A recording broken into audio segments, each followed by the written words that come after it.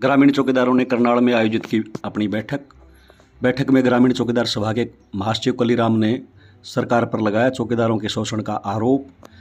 कलीराम ने कहा कि पिछले 5 साल से कोई बढ़ोतरी नहीं है, महंगाई लगातार बढ़ती जा रही है और हरियाणा सरकार चौकीदारों को आँख, नाक और कान तो बता रही है, लेकिन सरकार इनकी कोई चिंता उठाने को तैयार नहीं है। लगातार ग्रामीण चौकीदार अपनी मांग मुद्दों को लेकर आंदोलन कर रहे हैं। बार बार वार्ताएं हुई हैं, लेकिन सरकार हर बार वार्ता करके वादा खिलाफी करती आ रही है। ग्रामीण चौकीदार सभा के महासचिव कलीराम ने क्या कहा, जानिए। आज ये मीटिंग बुलाई गई है। मैं हरियाणा ग्रामीण चौकीदार सभा राज्य महासचिव कलीराम। 5 अप्रैल को हमारी राज्य कार्यकारिणी की मीटिंग हुई थी और हमने राज्य कमेटी के अंदर तमाम सभी साथियों को बुलाया था। मुख्य पदाधिकारी उसमें शामिल हुए थे। सरकार से बार बार मांग पत्र देने के बाद आज तक सरकार ने अपना वायदा नहीं निभाया। सरकार ने कहा था कि ईपीएफ के दायरे में चौकीदारों को जल्द से जल्द लिया जाएगा और सरकार ने मृत्युंजय की घोषणा की थी, उसका भी नोटिफिकेशन पहले कर दिया था, लेकिन उसको भी आज तक लागू नहीं किया गया। जबकि सरकार के रवैये को देखें, ये ईपीएफ की घोषणा जो लागू की है उसको 2019 के अंदर जो है सरकार ने लागू करना चाहिए था। सरकार से हमारी ये मांग है कि सरकार अप्रैल 2018 के अंदर वेतन की बढ़ोतरी की थी और आज तक उस 5 साल के अंदर जो है सरकार ने वेतन की कोई बढ़ोतरी नहीं की। हमारी सरकार से मांग है कि चौकीदारों को पक्का करे और जब तक पक्का नहीं करती चौकीदारों को 26,000 रुपये वेतन दे और साथ में महंगाई भत्ते के साथ जोड़े, स्वास्थ्य लाभ, ईएसआई लाभ दिया जाए और चौकीदारों के पद खाली है जो उसको भरा जाए। चौकीदार जब सेवानिवृत्त होता है उसको कम से कम 5 लाख रुपए एक मुश्त राशि देकर उसका सम्मान पत्र दिया जाए। आदि मांगों को लेकर लंबे समय से ग्रामीण चौकीदार सभा का संघर्ष जारी है।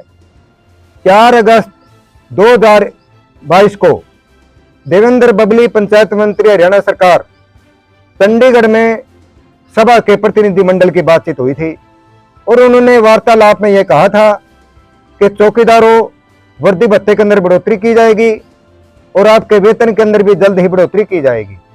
अन्य मांगों पर भी चर्चा करेंगे और मैं मुख्यमंत्री महोदय से बातचीत करके जल्द ही आपके प्रतिनिधि मंडल को जो भी मांगे जायज हैं आपकी, उनको लागू करने बारे आपको सूचना दे दी जाएगी। लेकिन सरकार ने ऐसा नहीं किया। जो वायदा किया था वो वायदा अभी तक नहीं निभाया। आज इस महंगाई में 7,000 रुपये वेतन से चौकीदार जूझ रहा है। किस तरीके से गुजारा कर रहा है वो उसे ही मालूम है। अन्य जगह से कर्जा लेकर अपने बच्चों का पालन पोषण कर रहा है। जब सरकार का नुमाइंदा अरे कर्ज लेकर भी अपने परिवार का पालन पोषण कर रहा है तो हमें सरकार से मिला क्या है। आज सरकार चौकीदार को अपनी आंख भी बताती है, नाक भी बताती है, कान भी बताती है और अपने आप को चौकीदार पद को एक चौकीदार की संज्ञा भी देती है। उसको देने का दायित्व सरकार का बन तो गया, परंतु उसका सम्मान नहीं किया गया।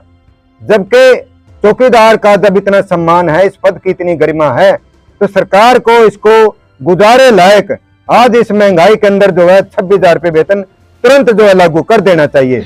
पहले तबका अनपढ़ था, आज पढ़ा लिखा चौकीदार बहुत हमारे संगठन के अंदर आया है, जो कि तमाम तरह के जो सरकार की लाभकारी योजनाएं हैं उनका प्रचार गांव में डोर टू डोर करता है और 24 घंटे के गांव के अंदर जो है ड्यूटी देता है। जितने भी काम है सरकार की ओर से, कोई भी उपलब्धि है, वो चौकीदार जो अपने तय दिल से सुचारू रूप से गांव में करता है। आज जो है चौकीदार के लिए कोई काम की समय सीमा नहीं है। हमारी सरकार से मांग है, काम से हमें कोई वो नहीं है। काम तो एक भागवाड़े को मिलता है, परंतु आज इस काम के बदले हमें कम से कम 26,000 रुपये वेतन दिया जाए।